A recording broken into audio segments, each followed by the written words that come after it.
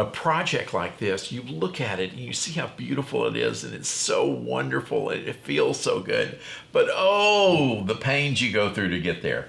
It is very, very challenging to work in a high rise.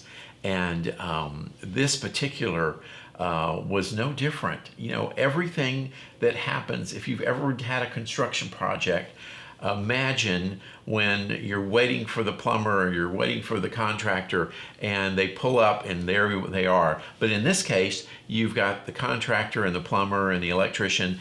They pull up and have to get in line to wait for an elevator. And they can only work certain hours in the day so they don't disturb anybody else in the building.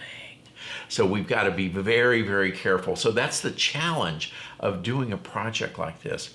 Most people don't realize the length of time that it takes when you're working in a high rise, because everything does have to come up on that elevator, and you can only start a little bit later in the day. You have to cover everything as you're coming into the unit, and you have to clean everything when you leave. You have to be out by 4:30 in the afternoon. So it is a challenge. It's a challenge working in a high rise. But boy, when it's finished, it is so wonderful.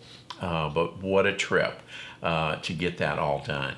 And then there's also, you don't want to disturb anybody with any smelly paint and any of the kind of things. And then you're also restricted. I mean, I've got a million stories about taking things up in elevators. Once you get the project finished, the construction side of the project, just getting the furniture up and the art and going in and measuring those elevators and realizing, we're 3 inches too short to be able to get this sofa in. I mean, there are so many stories like that where you have the challenge of trying to get things made and have this big luxurious look. And there's been many a time.